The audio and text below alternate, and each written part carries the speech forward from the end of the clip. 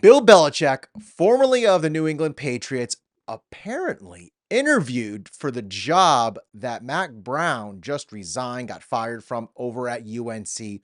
What are your thoughts? How realistic is this? What is going on?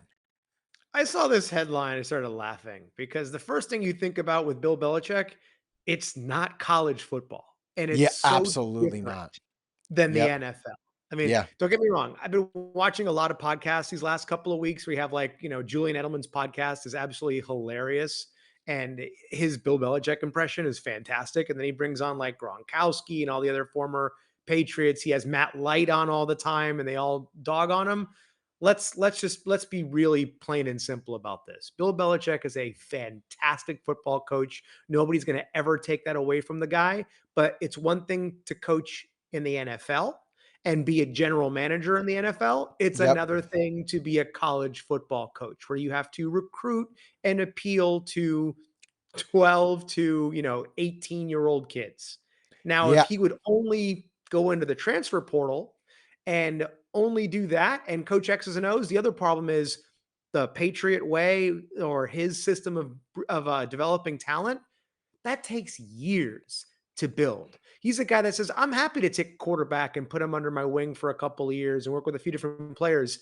You maybe have 3 years with a group of players in college football. It's kind of like the opposite of Nick Saban. Nick Right. Saban went into the Miami Dolphins all those years ago and realized very quickly, wait, I have to answer to a GM. I can't get the players that I want. Wait, all these guys want to do is deal with like salary, but they don't take me seriously in the locker room because I'm not as big of an authority figure here as I am in college.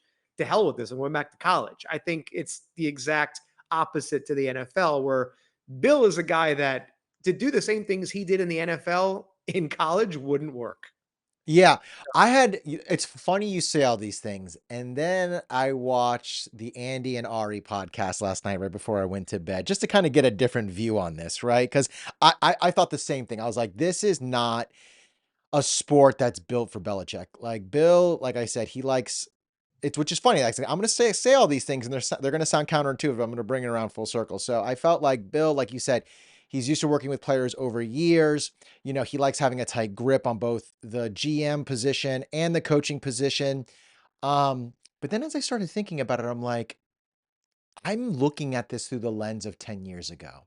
I'm looking at this through pre NIL, pre transfer portal, and the more I got to thinking about it, I was like, holy crap, this actually may be perfect for him. Here's where I say one, he's picking a phenomenal school to start at, right?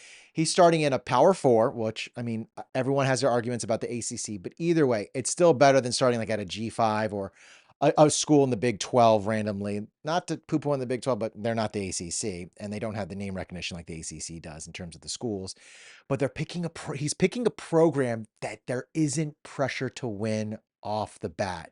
They will give him that time. So the time you're talking about of finding these players, yeah, maybe it takes him some time to get his fingers into the high school system and knowing these people. But I think because he has a name, which we were talking about in our recap show last week, about brand recognition and name recognition. We were talking about this. Remember about the coaches? I think he can really immediately jump in and start making a name for himself, mainly because he's used to dealing with talent on a year-to-year basis, if you think about it. With some of these football players and with a lot of the stars he had, you have Randy Moss for 1 or 2 years, which he didn't even win the Super Bowl then, but he got him for a year. He gets these random, he goes from, and who was before Edelman? What was his name? The Oh, other short white guy. Wes Welker. Wes Welker. So he goes from a Wes Welker to an Edelman. So he knows how to fill slots in terms of getting like the same exact type of player for the other type of player, which is what you need in college once you have a system. He clearly has a system for winning. Now, Andy and Ari were arguing, was that more Tom Brady? Was that more Bill Belichick? Who knows? The argument can go on. It's like the chicken and the egg. Either way, I actually think this would be a great thing, not only for him, for UNC, but also for the ACC. I think this would actually bring some more relevancy back to the ACC. I mean, think about it. Again, we were talking about this the other night, right? Brand recognition, name recognition. What do you bring in? Imagine the name Bill Belichick attached to the ACC. Again, he could go 2-10 like FSU did this season. Who knows? He could go 6-6 his first season, start building up a program, and who knows? And this is my thing. I look at it like this.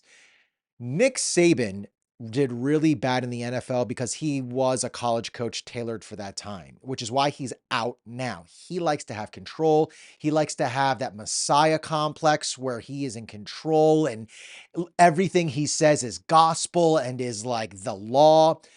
I think Bill Belichick is similar in that sense, but he's used to working with egos. He's used to working with guys who want to get paid. So when you talk about college football, yes, 10 years ago, he would have actually fallen flat on his face, which is why he probably never got into it. But you think about now, and I almost am like, man, I feel like this is a slam dunk. With that said, and us going so far deep into this, do you wonder, because we always love to do it, put on our tinfoil hat, do you think this may be a bait and switch for UNC? Do you think they're bringing in Bill to maybe distract from someone they're actually talking to on the back end who may or not be coaching right now? It's definitely just a PR push. I Oh, think it's okay. something that it's a PR push for Bill and for North Carolina, because if you could say, "Hey, you've got Bill Belichick interviewing in North Carolina," that's a big deal for them athletically. It's a good deal for Bill Belichick too, because he doesn't have any NFL coaching demand right now. After what happened with him in the offseason and seeing who he was interviewing with, and everybody passed over him, including the Atlanta Falcons, for example, this is great to rehabilitate his image, along with going on the roast of Tom Brady to show, hey, I have a personality. As you know, limiting as it is, it's very funny to see him have a sense of humor and to hear all these stories that come out afterwards. I don't see that personality transferring over to college players. I really don't. So I think it's a PR push on both ends, and whoever they end up hiring should be a pretty good hire because North Carolina is a big school. It's a matter of just, you're still stuck with hearing this what's the word I'm looking for? Like, there's this potential argument with UNC that's been there since Mac Brown's first tenure in North Carolina, where everyone in the ACC Tobacco Road corridor all believe that UNC is a sleeping giant in Oh, terms yeah. of being able to because of having the resources and the money and the donors. They think North Carolina should be a bigger football school than it has been. I don't see that changing anytime soon because you've gone through some great coaches. Butch Davis went there. Also, you're getting a lot of guys at the twilight of their career, so in Yeah, their prime, maybe and they that's can what I make was a gonna bigger say. I mean, difference, but you're getting a Mac Brown. Excuse me, you got a Butch Davis, but he was on his second leg because he was reeling from a horrible NFL career and stint. So it's like you're not really getting them at their prime. But again, what I think when you can get with Bill is you bring him in and you go, hey, you're going to be a facilitator. We want you to build systems. We're going to lean a lot on your OC and your DC to do a lot of the day-to-day grunt work stuff. I mean, look at Nick Saban. You go get a Mario, right? Yeah. How hard would it be for a great recruiter to want to go play for Bill Belichick? You know what I mean? Like in general, you know what I mean? Like I'm not looking at this as a player. I'm looking at this as a coach now too. You're telling me I could be under Bill Belichick's staff no matter where it goes.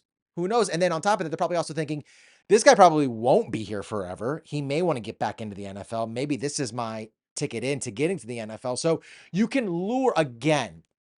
It can go either way. It can go sideways. This could all be a ruse, but it's what I thought it was originally. But the more I sat on it, the more I was like, wow. I mean, I think this could actually be a great thing for all parties involved.